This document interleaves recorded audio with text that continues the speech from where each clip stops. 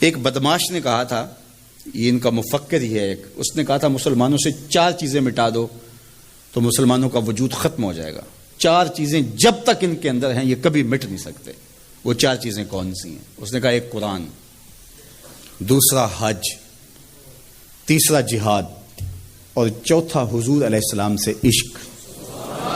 یہ 4 چیزیں اگر مسلمانوں سے ختم کر دی جائیں تو ان کا وجود توڑ کے رکھ دیا جائے گا۔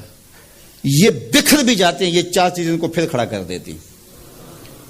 تو قرآن مجید غیر متبدل ایک پیغام حق ہے اور اس کی زیر زبر بھی نہیں بدل سکتی۔ یہاں چچینیا میں اور ان ریاستوں کے اندر جب قرآن مجید چھین لیا گیا اور مدارس بند کر دیے گئے، مسجدوں کو تالا لگا دیا گیا، اور جو سبزی بھی بیچتے تھے وہ سبزی بھی دیتے تھے، قرآن کی آیتیں بھی سکھاتے تھے۔ گھر کے اندر ماں جو ہے وہ کپڑے بھی سیتی تھی اور ساتھ بچے کو بیٹھ کے قرآن مجید حفظ بھی کرواتی تھی۔ تو قرآن مجید ختم نہیں ہونے والا، اور اللہ نے آج بھی، یہ امت کے عروج کا زمانہ نہیں ہے، یہ امت کے زوال کا دور ہے۔ ہر گلی میں، ہر بستی میں، ہر محلے میں حافظ قرآن ہے۔ یہ امت کے زوال کے زمانے کی کہانی ہے، اور جب امت عروج پہ ہوگی پھر کیا عالم ہوتا ہوگا۔ قرآن اس امت کی زندگی ہے، اس امت کی حیات ہے۔ لادینی قوتیں یہ سمجھتی ہیں کہ قرآن کو ان سے چھین لیا جائے۔ میں کہتا ہوں تم میں جرأت ہے تو قرآن کے چیلنج کو قبول کرو۔ قرآن نے کہا ان کنتم فی ریب مما نزلنا علی عبدنا فاتوا بسورۃ من مثلہ۔ قرآن کی مثل ایک کی صورت لا کے دکھاؤ۔ کھربوں ڈالر تم نے خرچ کیے نا، تم نے جگہ جگہ غدار خریدے ہوئے ہیں اور ان غداروں کو تم کروڑوں پیسے دیتے ہو، تو تم اتنے پیسے کیوں لگاتے ہو؟ پیدائشی عیسائی اور یہودی عرب ہیں، عربیون نسل ہیں مختلف بلاد عرب میں، ان کو جمع کرو، اور وہ بڑے بڑے شاعر اور ادیب بھی ہیں، ان کو بلاؤ جا کے، ان کو کہو کہ یہ 3 آیتوں کی ایک صورت لکھنی ہے، ہم تمہیں اتنے کروڑ ڈالر دیں گے۔ لیکن تیرے سامنے یوں دبے لچے فصحا عرب کے بڑے بڑے، کوئی جانے کے منہ میں زبان نہیں بلکہ جسم میں جان ہے۔ قرآن کی مثل نہیں لا سکے، اور قرآن کہتا ہے فَإِن لَمْ تَفْعَلُوا وَلَن تَفْعَلُوا، اگر نہیں لا سکے تو کبھی بھی نہیں لا سکو گے۔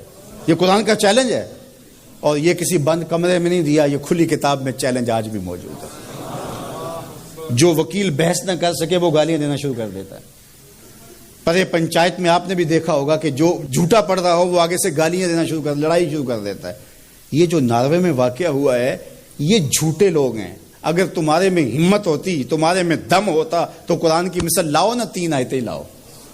لیکن یہ آگ لگانے کا مطلب کیا ہے؟ آگ لگانے کا مطلب کہ تم اپنی شکست تسلیم کر رہے ہو کہ ہم اس کتاب کا مقابلہ نہیں کر سکتے، اس لیے گندگی اور غلاظت پہ اتر آئے ہو اور قرآن مجید کے نسخے کو آگ لگانا جانتے ہو۔ اور میاں تم کسی نسخے کو تو آگ لگا لو گے، لیکن جو روحوں پہ لکھا ہوا ہے اس کو آگ کیسے لگاؤ گے؟ اور علماء نے کہا ہے کہ جب قرآن مجید کو کوئی آگ لگائے یا اس کو پھینک دے تو وہ لفظ پھینکتا ہے، نور اڑ جاتا ہے اس کا۔ قرآن اللہ کی کتاب ہے، اللہ اس کی حفاظت کرتا ہے۔ تو یہ بات ذہن میں رکھیے، یہ شکست خوردہ ذہن کی علامت ہے کہ یہ جو کچھ کیا گیا ہے یہ بالکل نکھٹو قسم کے، یہ ہارے ہوئے شکست خوردہ لوگوں کا مزاج ہے کہ وہ کتاب کو آگ لگا رہے ہیں۔ میاں یہ کیا بات ہوئی؟ دنیا کی کسی بھی تہذیب میں ایسا ہوا ہے؟ کوئی بھی دانشور ایسا کرتا ہے؟ تمہارے میں دم ہے، جرأت ہے تو اس کتاب کا مقابلہ کر کے دکھاؤ، اور تم نہیں کر سکتے اور کبھی بھی نہیں کر سکتے۔ اور یہ قرآن کا چیلنج 14 صدیوں سے موجود ہے۔ بڑے بڑے اہل سخن اس زمانے میں تھے جن کے سخن کا طوطی بولتا تھا، اور جو قادر الکلام شاعر اور ادیب اور فلسفی جو ہے وہ فصحا کہلاتے تھے، لیکن قرآن کا مثل وہ بھی نہیں لا سکے۔ تم کس کھیت کی مولی ہو؟ تو قرآن کل بھی چمکتا تھا، قرآن آج بھی چمکتا ہے، اور قرآن کے اجالے اور قرآن کی روشنیاں باقی رہیں گی۔ تو صاحب یہ بات ذہن میں رکھیے کہ اس کتاب سے ہمیں زندگی ملے گی، کتاب سے کبھی بھی دور نہ ہونا۔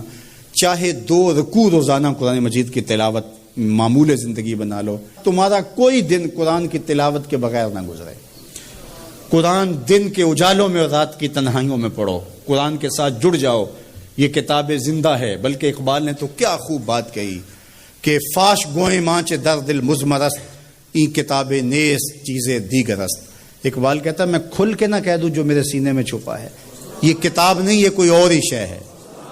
یہ اللہ کی وہ لٹکتی ہوئی رسی ہے جس کا ایک سرا تمہارے ہاتھ میں ہے، دوسرا سرا اللہ کے دست قدرت میں ہے۔ اس کتاب سے جڑ جاؤ۔